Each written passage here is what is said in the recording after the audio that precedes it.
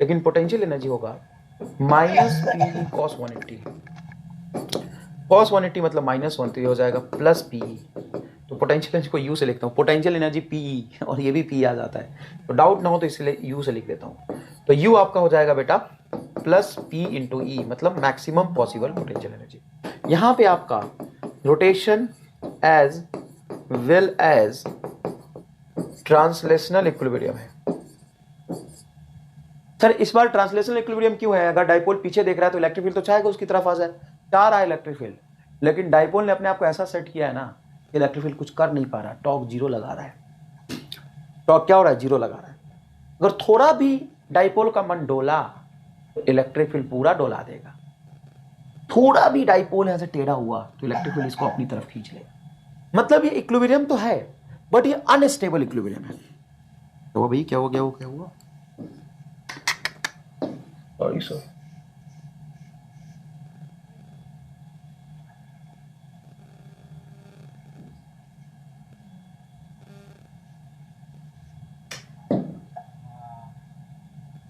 कैसा है ये?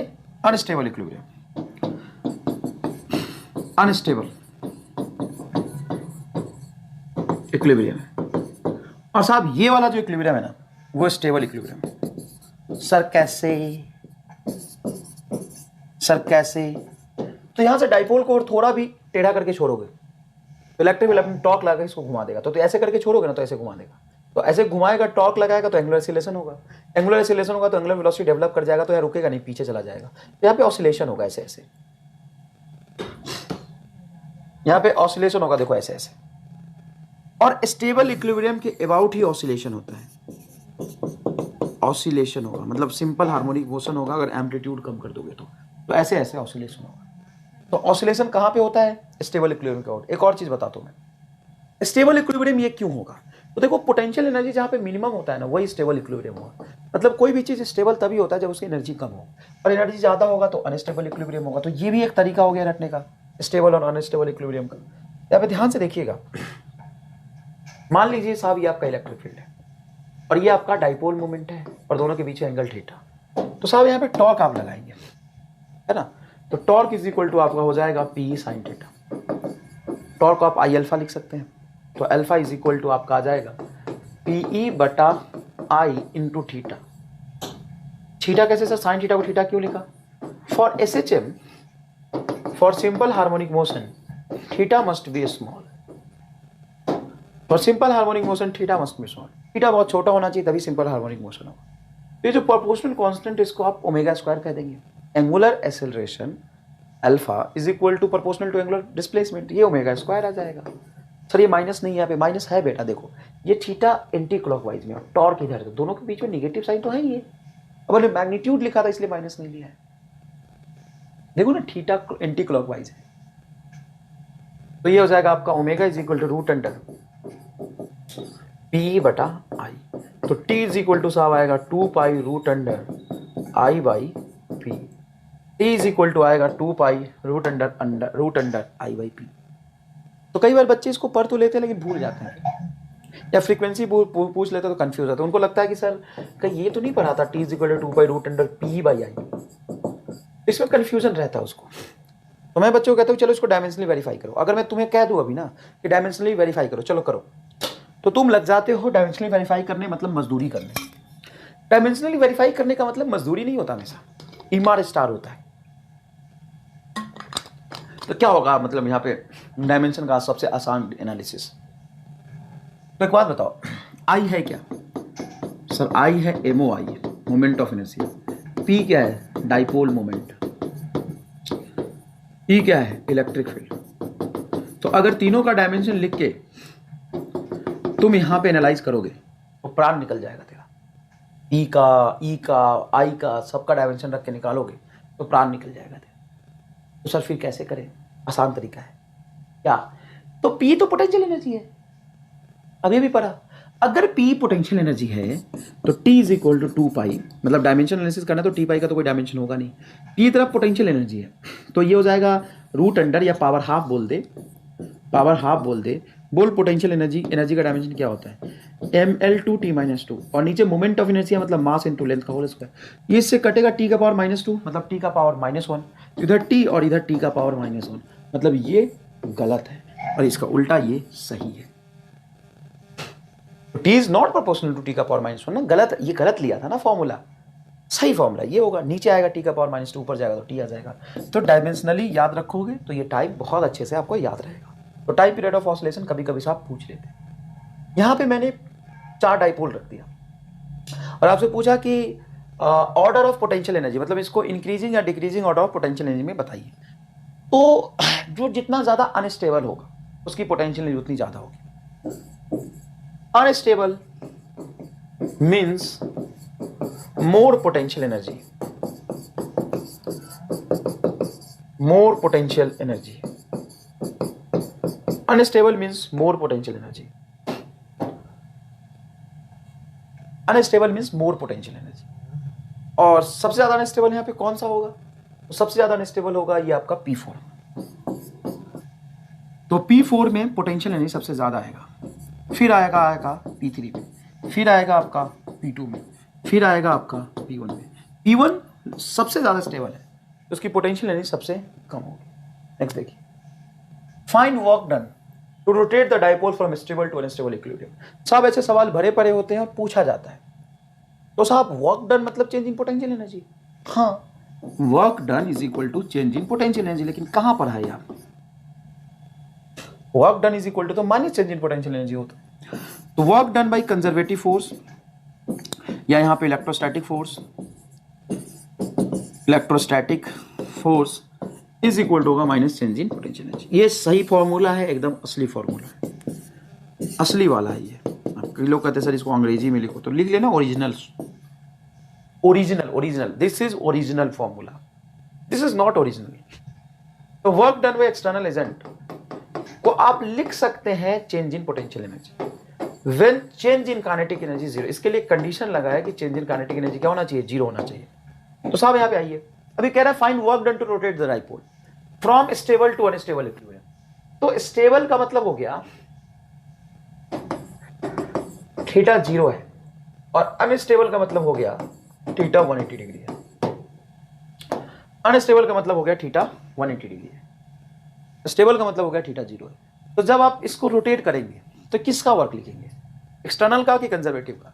तो कंजर्वेटिव का वर्क पूछे तभी लिखना, ये तुमसे बोल देगा कि find work done by electrostatic force to rotate the dipole from stable to unstable. इसमें कुछ नहीं लिखा है तो एक्सटर्नल का लेंगे।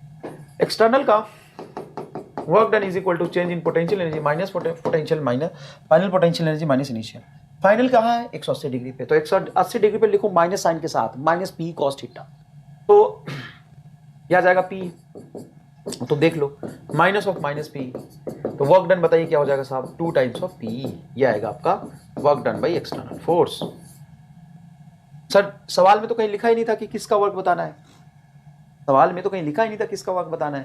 तो बेटा सवाल में कुछ भी ना लिखे तो आप एक्सटर्नल का वर्क बताएंगे। Find work done to rotate the dipole by 180 degree which is perpendicular to the field. एक डाइपोल इलेक्ट्रिक फील्ड के परपेंडिकुलर है और इसको यहां से 180 डिग्री पे रोटेट करना है, यहां से नीचे कर देना। तो इसमें वर्क किसका कितना होगा, इसमें साहब वर्क होगा 0, क्योंकि यहां पे पोटेंशियल एनर्जी होगा इसका 0 270 डिग्री पे और 90 डिग्री पोटेंशियल एनर्जी होगा इसका 0। Find work done by electric field to rotate the dipole from 180 to 0 degree. 180 मतलब पीछे यहां पे था डाइपोल, इसको घुमा के आगे करना है, पीछे से आगे करना है, मतलब 180 से 0 पे लाना है। और वर्क डन में इलेक्ट्रिक फील्ड पूछा है, work done by conservative force electric field minus change in potential energy.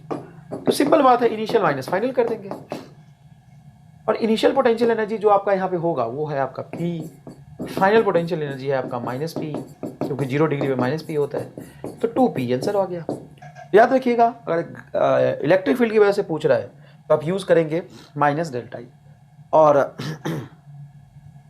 External force की वजह से वर्क पूछ रहा है तो यूज करेंगे आप simple work done is equal to delta.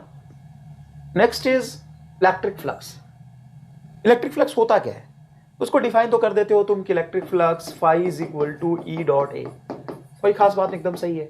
फिर E is a area, area is a vector physical quantity not scalar, और वो एरिया का जो डायरेक्शन होता है always perpendicular to the plane, perpendicular to the plane and outward. किसी भी close surface का जो एरिया होता है ना हमेशा बाहर की तरफ होता है। जैसे कई बच्चे कहते हैं कि सर ये मान लो प्लेन लिया, ये फोन लिया अपना, अब इस फोन का जो एरिया होगा, या समझना, इस फोन का जो एरिया होगा वो बाहर की तरफ होगा, फेसिंग एरिया परपेंडिकुलर होता है। तो ऐसे नहीं बोल सकते ये प्लेन है सर अंदर की तरफ मान लो ना, अंदर की तरफ नहीं मानते हैं। अगर मान लो कि ये अपन ने ये कार्टून लिया कुछ, सॉरी ये कार्टून लिया कुछ, और यहां पे एरिया देखना है, तो 3 डायमेंशन ऑब्जेक्ट होगा, तो इसका एरिया हमेशा फेसिंग एरिया बाहर की तरफ ही अपन लेते हैं, अंदर की तरफ नहीं ले सकते। मान लो यहां पे कोई ऑब्जेक्ट ऐसा लिया अपन ने, ऐसा ऑब्जेक्ट लिया, ऐसा ऑब्जेक्ट है ये, तो इसका एरिया जो लेंगे ना अपन, यहां पे जो एरिया होगा वो इस तरफ होगा, perpendicular to the plane. Area कभी अंदर की तरफ नहीं लेते आप, हमेशा एरिया कहां लेते हैं, बाहर की तरफ लेते हैं। समझ में आया कि नहीं है? ठीक है साहब। अब समझिए इलेक्ट्रिक फील्ड भी वेक्टर है, एरिया भी वेक्टर है, तो ये फ्लक्स मतलब electric field lines given cross section area से कितना पास करता है, क्रॉस करता है गिवन क्रॉस सेक्शन एरिया को, वो फ्लक्स को डिफाइन करता है। लेकिन फ्लक्स का फिजिकल मीनिंग क्या है? मान लीजिए कहीं से आपने फ्लक्स बहुत ज्यादा निकाला, मान लो ये एरिया है, यहां पे कुछ ये एरिया है, यहां पे फील्ड लाइंस ऐसे पास कर रहे हैं, ऐसे पास कर रहे हैं, एक एरिया ये भी है, यहां से फील्ड लाइंस दो ही पास कर रहे हैं, तो इसका फ्लक्स ज्यादा होगा, इसका फ्लक्स कम होगा क्योंकि इलेक्ट्रिक फील्ड कम है। तो ये आइडिया किस चीज का देता है? इलेक्ट्रिक फ्लक्स क्या इलेक्ट्रिक फील्ड का आइडिया देता है कि नहीं? इलेक्ट्रिक फील्ड का आइडिया तो इलेक्ट्रिक फील्ड लाइंस हम जानते हैं कि इलेक्ट्रिक फील्ड लाइन जितना क्राउडेड होगा इलेक्ट्रिक फील्ड ज्यादा होगा, यहाँ पे इलेक्ट्रिक फील्ड ज्यादा है, यहाँ पे इलेक्ट्रिक फील्ड कम है, सिंपल बात है। उसके लिए फ्लक्स देखने की कहां जरूरत है, वो तो फ्लक्स के फॉर्मूले में इलेक्ट्रिक फील्ड खुद आ रहा है, इलेक्ट्रिक फील्ड का आइडिया नहीं देता। फिर किस चीज का आइडिया देता है? ये आइडिया देता है total electrostatic energy passing through the given cross section area. इस क्रॉस सेक्शन एरिया से जो इलेक्ट्रोस्टैटिक एनर्जी पास किया है वो ज्यादा है, और इस क्रॉस सेक्शन एरिया से इलेक्ट्रोस्टैटिक एनर्जी जो पास किया वो कम है। It gives the idea of electrostatic energy passing through the given cross section area. Where theta is the angle between E and A. जरूरी नहीं है कि हमेशा पैरेलल हो, पैरेलल होगा तो बहुत बढ़िया है। एरिया के पैरेलल इलेक्ट्रिक फील्ड है, मतलब पैरेलल इलेक्ट्रिक फील्ड है, मतलब प्लेन से परपेंडिकुलर है, क्योंकि एरिया भी प्लेन से परपेंडिकुलर होता है, तो इलेक्ट्रिक फ्लक्स मैक्सिमम होगा। Angle between electric field and area. Scalar physical quantity, इसका कोई डायरेक्शन नहीं देता क्योंकि एनर्जी को रिप्रेजेंट करता है, एनर्जी खुद स्केलर है, और इसका जो यूनिट होगा वो इलेक्ट्रिक फील्ड का होता है न्यूटन पर कूलम इंटू मीटर स्क्वायर, इसका यूनिट हो जाएगा। सिंपल बात है। अब जब आप फ्लक्स डिफाइन करोगे तो यहां पे चीजें समझना थोड़ा सा कंसेप्चुअली। इलेक्ट्रिक फ्लक्स तो सिंपल लिख सकते हो तुम ई डॉट ए, अगर ई और ए दोनों को वेक्टर फॉर्म में लिखो तो याद आएगा कुछ E X plus E Y A Y plus E Z A Z, है ना, ये डॉट प्रोडक्ट लेंगे तो ऐसा कुछ आ जाएगा। अब मेरी बात सुनना, ऑब्जेक्ट दो तरह के होते हैं, सॉरी 3 तरह के होते हैं, चलो लीनियर, तो एक लीनियर ऑब्जेक्ट से फ्लक्स तो डिफाइन ही नहीं होगा, फ्लक्स का कोई मतलब ही नहीं है, क्योंकि फ्लक्स के लिए चाहिए एरिया, और एरिया दो चीजों में होता है, प्लेनर और 3 डायमेंशनल। फ्लक्स का अलग तरह का फील दिलाऊंगा, देख ध्यान से। तो फ्लक्स हम 2 तरह के ऑब्जेक्ट में अलग अलग तरह से डिफाइन करते हैं। अगर आपका प्लेनर ऑब्जेक्ट है, 2D मतलब प्लेनर, एक प्लेन बन रहा है कहीं पे, सिंपल ऐसा सिंपल प्लेन बन रहा है, कहीं प्लेन बना लेते हैं, चलो कोई दिक्कत नहीं, अरे प्लेन तो जबरदस्त बना लेंगे अपन यहां से, है ना, ऐसा बन रहा है मान लो प्लेन, ये प्लेन बन रहा, तो यहां पे जो इलेक्ट्रिक फील्ड लाइंस अपन डिफाइन करते हो ऐसे करते, देखो मान लो ये प्लेन बन रहा है, तो ये इलेक्ट्रिक फील्ड लाइंस यहां पे आया ऐसे ऐसे ऐसे ऐसे ऐसे ऐसे ऐसे, और इसको कट करके यहां से पीछे से बाहर निकल रहा है, एकदम 3D का फील आएगा आपको, ये देखिए 3D का फील आएगा इलेक्ट्रिक फील्ड। तो आप यहां पे डिफाइन करेंगे total flux passing through this surface, total flux passing through this surface, passing मतलब total flux passing through this surface, electric field into area का डॉट प्रोडक्ट। और दूसरा फ्लक्स आप डिफाइन करते हैं 3 डायमेंशनल ऑब्जेक्ट में। 3 डायमेंशनल ऑब्जेक्ट में जब फ्लक्स आप डिफाइन करते हैं तो 3 डायमेंशनल ऑब्जेक्ट आप देखिए ऐसा बनता है कुछ, 3 डायमेंशनल ऑब्जेक्ट समझिए कैसा बनता है,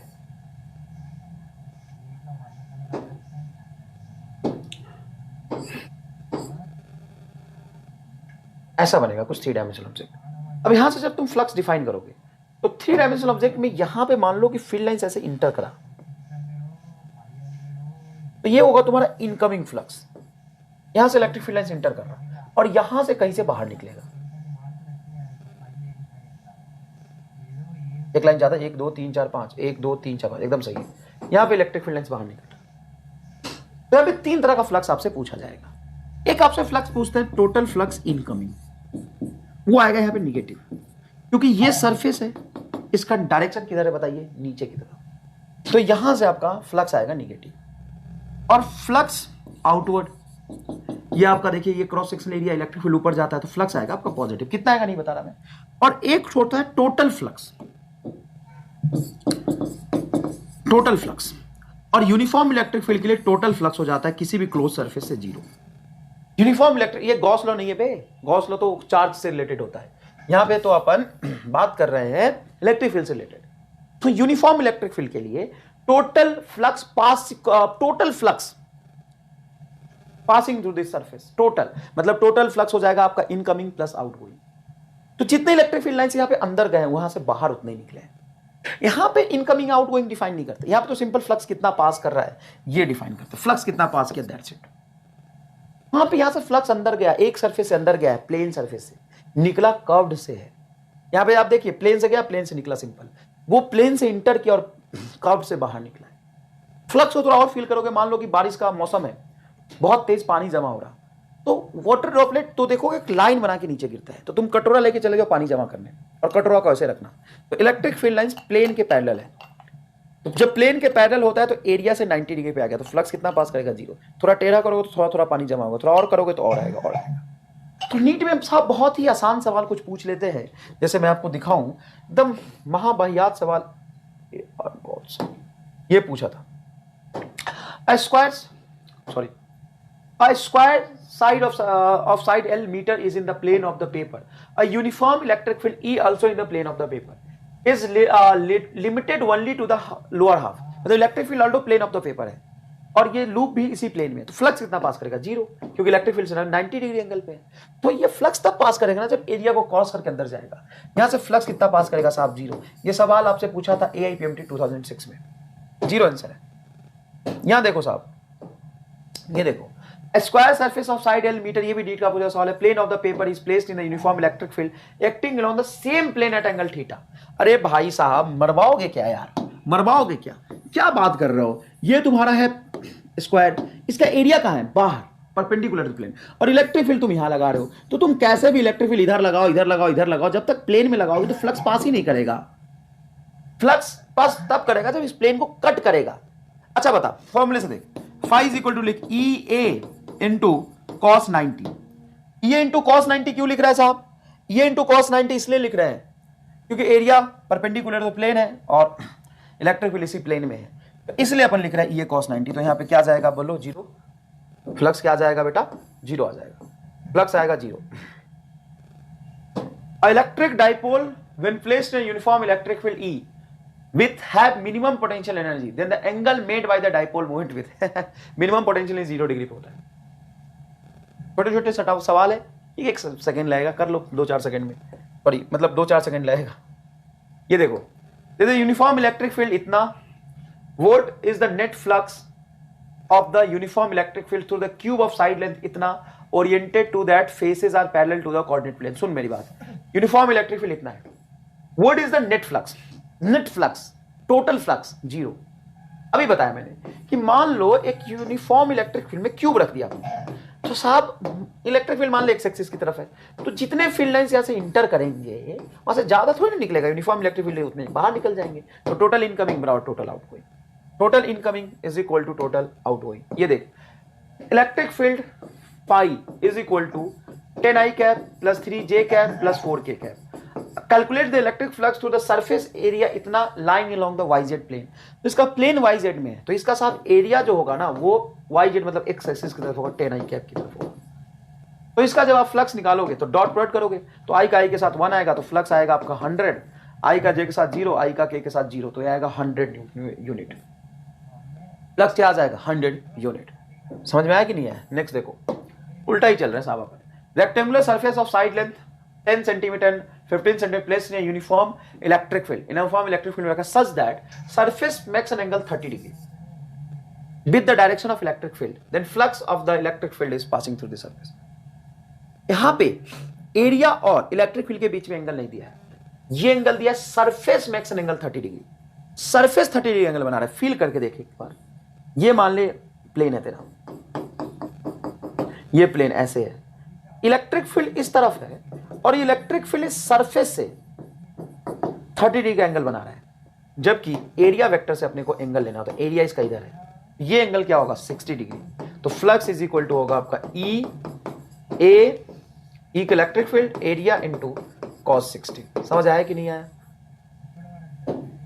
सॉरी क्या कर दिया, इसका जरूरत नहीं था. हाँ ये देखो, a cylinder of radius R and length L.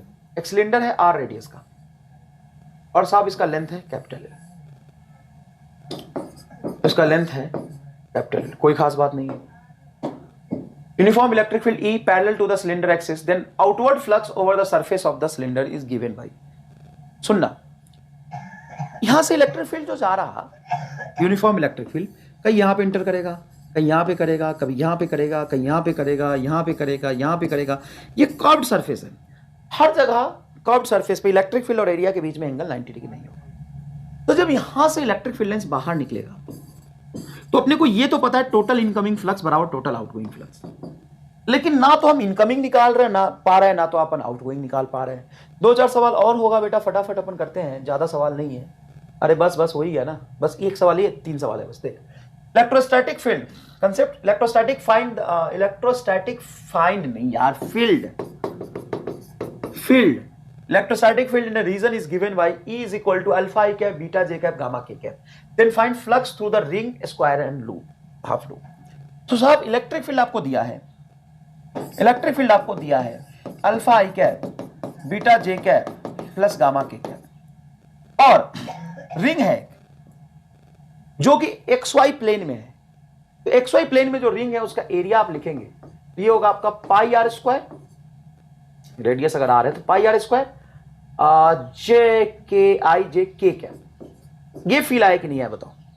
X Y plane में तो आई जे प्लेन में तो एरिया के कैप में होगा. और यहां पे आप देखिए, ये आपका है, मान लीजिए साइड लेंथ एल है, तो ये देखिए ये जेड एक्सिस, ये एक्स एक्सिस, तो जेड एक्स प्लेन में है तो इसका एरिया हो जाएगा आपका एल स्क्वायर. बोलो, साइड लेंथ एल है तो इसका एरिया हो जाएगा आपका एल स्क्वायर और एक्स जेड मतलब जे कैप. ये अगर सेमी सर्कल है, रेडियस आर है, तो इसका एरिया हो जाएगा पाई आर स्क्वायर बाई 4 और डायरेक्शन वाई जेड प्लेन में तो आई कैप. तो इससे फ्लक्स जब निकालेंगे आप तो बहुत इजी है साहब. फ्लक्स इज इक्वल टू लिखेंगे electric field into area. Area आपका के में है तो के वाला कंपोनेंट के साथ डॉट प्रोडक्ट कर दीजिए. ठीक है बेटा. अब ये देखिए, मैं जानबूझ के पीछे है, उसके पीछे कारण ये था, hemispherical surface of radius R kept in a uniform electric field. NEET का सवाल है ये. Electric field E as shown in figure, the net flux to the curved surface. इस कर्व्ड सरफेस से कितना फ्लक्स पास हुआ है? तो साहब यहाँ पे कर्व्ड सरफेस पे, यहां देखो सरफेस से एग्जैक्टली 90 डिग्री पे है, लेकिन ये एंगल अलग बना रहा है, ये एंगल अलग है, ये एंगल अलग है, ये एंगल अलग है. तो कर्व्ड सरफेस से फ्लक्स निकालना बड़ा मुश्किल है. लेकिन जितने फील्ड लाइंस यहाँ पे इंटर किए हैं वो प्लेनर सरफेस पे इंटर किया है. तो साफ साफ आप देखिए, प्लेन सरफेस का इलेक्ट्रिक फील्ड तो ऐसे गया ऊपर और प्लेन सरफेस का एरिया होगा नीचे. हर जगह पे प्लेन सरफेस से 90 डिग्री पे एंगल बना रहा है, लेकिन एरिया के साथ कितना हो जाएगा 0 डिग्री, सॉरी एरिया नीचे और इलेक्ट्रिक फील्ड ऊपर. तो एंगल हो जाएगा आपका 180 डिग्री. तो फ्लक्स जो इनकमिंग है वो हो जाएगा आपका electric field E into area pi R square. इस प्लेन का एरिया हो जाएगा पाई आर स्क्वायर. और आप टोटल फ्लक्स अगर देखें तो वो 0 होना चाहिए. तो यूनिफॉर्म फील्ड में क्लोज सरफेस से टोटल फ्लक्स 0 पास करता है. तो हम कर्व सरफेस पे नहीं निकाल पा रहे थे डायरेक्टली, तो इनडायरेक्टली हमने कर्व सरफेस पे निकाल लिया कि जितना इनकमिंग था उतना ही आउटगोइंग होगा. तो E into pi R square, E into pi R square, second option is correct. समझ आया बेटा ये अच्छे से? Electric dipole is placed at angle 60 degree with the electric field of strength इतना, इट एक्सपीरियंस अ टॉर्क इतना. Then calculate the charge on the dipole if dipole of length 4 centimetre. कर लेंगे बेटा. टॉर्क बराबर होता है P को लिख लेंगे आप Q इंटू एल और E साइन थीटा. ये Q आ जाएगा, E दिया है, L दिया है, टॉर्क दिया है, थीटा दिया है. है ना, कोई खास बात नहीं। A charged body has an electric flux F associated with it. Now, if the body is placed inside a conducting cell with the electric flux out the cell, ये गॉस लॉ से करेंगे अपन। चार्ज वाला जो flux होता है ना, body of charge वाला flux अपन नहीं बात कर रहे हैं। अभी तक अपन ने जितने भी सवाल किए हैं वो सारे सवाल अपन ने किए हैं, वो सारे सवाल किए इलेक्ट्रिक फील्ड से रिलेटेड। चार्ज वाला कल करेंगे, है ना। तो ये इलेक्ट्रिक फील्ड आया, अंदर गया और यहां से बाहर निकल रहा। तो इस सवाल को करना आसान था क्योंकि एक प्लेन था और दूसरा कर्व था। पूछा कर्व से था तो जितना प्लेन मीन किया उतना कर्व से आउट होगा क्योंकि टोटल आउटगोइंग फ्लक्स 0 है। लेकिन साहब इन भी कर्व पे कर रहा और आउट भी कर्व पे कर रहा, तो अब क्या करें? तो इसका करने का एक आसान तरीका है कि बेटा आप इस सिलेंडर को आधा काट लें। इस सिलेंडर को क्या करें आप? आधा काट लें। ऐसे देखिएगा ध्यान से, यहां से आधा काट दें, ऐसे ये आधा काट दे सिलेंडर, ऐसे काट दे तो ये कुछ सिलेंडर का पार्ट बनेगा। यही तो है आपका सिलेंडर, यही भी तो इलेक्ट्रिक फील्ड इंटर कर रहा था। और जितने इलेक्ट्रिक फील्ड यहां से इंटर करेंगे इस रेक्टेंगुलर सरफेस से सारे इलेक्ट्रिक फील्ड लाइंस बाहर निकलेंगे और इस रेक्टेंगुलर सरफेस से एंगल हो जाएगा इनका 90 डिग्री।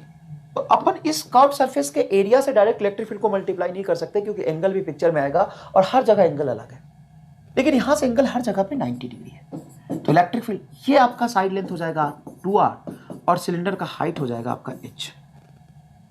तो आप कहेंगे सिलेंडर की हाइट h और ये आपका 2r, तो एरिया हो जाएगा 2r into h into electric field. ये आपका फ्लक्स आएगा 2rh इंटू e। यही नहीं answer. Cylinder of radius r and length l, अच्छा l है, cylinder of radius r and length l, कोई बात नहीं। Cylinder of radius r and length l placed in uniform electric field E, then cylinder parallel to the cylindrical axis, parallel to the cylindrical axis।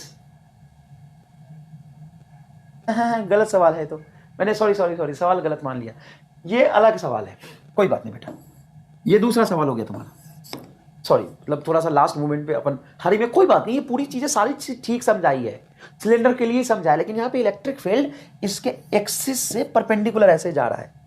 तो यहां से जो outgoing flux होगा बेटा वो ये होगा इलेक्ट्रिक फील्ड इंटू एरिया होगा आपका 2r इंटू h। ये सही है एकदम, ठीक है, ये एकदम सही है। इस सवाल में क्या कह रहा, सिलेंडर ऑफ रेडियस r, चिंता मत करो, और ये लेंथ h। मुझे उम्मीद था कि बढ़िया सवाल होगा, ये तो आसान सवाल है। h sorry l, height l, uniform electric field is parallel to the cylindrical axis, मतलब ऐसे जा रहा है इलेक्ट्रिक फील्ड, ऐसे जा रहा है electric field. Then outward flux over the surface of the cylinder is given भाई। अब इस सरफेस से कितना फ्लक्स आ रहा है, ये सरफेस से, इस सरफेस से, तो ये होगा आपका flux phi is equal to pi R square, ये एरिया हो जाएगा आपका pi R square into E. Simple. इस कर्व सरफेस के पैरेलल इलेक्ट्रिक फील्ड है, तो कर्व सरफेस से नहीं पूछा है, flux over the surface of the cylinder, planar surface, ये planar surface of the cylinder, तो यहां से फ्लक्स हो जाएगा आपका चौथा आंसर। ये दो सवाल हो गए बेटा, ठीक है ना, ये दो सवाल होंगे। इलेक्ट्रिक फील्ड लाइंस का ऐसे होना और ऐसे होने में दोनों में फर्क है। तो ये सारे सवाल अपन ने करा दिए। देखिए इलेक्ट्रिक फ्लक्स में मैंने आपको समझा दिया, इलेक्ट्रिक फ्लक्स क्या होता है, क्या बताता है, एरिया से और प्लेन से इलेक्ट्रिक फ्लक्स कैसे देखते हैं। आपको मैंने ये इलेक्ट्रिक फील्ड का सवाल करा, इलेक्ट्रिक फ्लक्स का सवाल कराया, ये फ्लक्स का सवाल कराया, ये भी फ्लक्स का सवाल कराया, ये फ्लक्स का दो सवाल कराए, फिर ये फ्लक्स का सवाल कराया जहाँ पे प्लेन से एंगल दिया होता है, तो ध्यान रखना है कि प्लेन से एंगल नहीं लेना, अपने को एरिया से एंगल लेना है। ये भी फ्लक्स का सवाल कराया है, ये भी फ्लक्स का सवाल कराया है, ये तो टॉर्क का सवाल हो गया, ये भी फ्लक्स का सवाल कराया जिसमें पैरेलल टू द प्लेन है तो फ्लक्स 0 पास करेगा, नीट का पूछा हुआ है, ये AIP 2016 का पूछा हुआ है। धन्यवाद बच्चों। तो सुन मेरी बात और ढंग से कान नाक मुंह सब खोल के सुन। मैंने फ्लक्स अभी नहीं खत्म किया है और मैंने 10 सवाल फ्लक्स पे करा दिए, अभी 700-800 करा ही दिए। समझ रहा है मतलब किस लेवल पे ले जाकर मैं पढ़ा रहा हूँ। रेगुलर क्लास में, फुल लेंथ क्लास में, कोटा के अंदर भी लोग पढ़ाते हैं ना साहब, फ्लक्स पढ़ा के 2 सवाल कराते हैं इलेक्ट्रिक फील्ड वाला, 3 सवाल कराते हैं और फिर गॉस लॉ में फ्लक्स का सवाल करता है, बनता है, वो कराता है, ठीक है ना। तो देखो समय लगता है, चीजें तो आप सीख रहे हो, वो बहुत बड़ी लेवल की बात है। कुछ लोग कहते हैं कि सर सवाल ज्यादा करा तो सवाल में टाइम लगाओ, थ्योरी मत समझाओ। तो तू सवाल समझाने में जान निकल जाएगा, थ्योरी नहीं समझाऊंगा तो। कैसी बेवकूफ वाली बातें कर देते हो यार। अगर मैं सवाल समझाने में ज़्यादा एफर्ट लगेगा अगर थ्योरी में नहीं समझाऊंगा तो, क्योंकि मैं सब बच्चों को पढ़ा रहा हूँ, मैं आपको नहीं पढ़ा रहा हूँ। अगर 2-4 बच्चे आप इंटेलिजेंट है तो बेटा पेशेंटली लेक्चर देखिए, आपका रिवीजन हो जाएगा। और जो बच्चे नहीं सीख पा रहे उनको सीख ले दीजिए ढंग से, ठीक है बेटा। तो फ्लक्स के सवाल अभी आपको नहीं पढ़ने हैं। Flux related to charge and Gauss law हम नेक्स्ट लेक्चर में पढ़ेंगे, एंड गॉस लॉ के एप्लीकेशन भी नेक्स्ट लेक्चर में पढ़ेंगे, ठीक है बेटा। तो धन्यवाद, पढ़ते रहिए।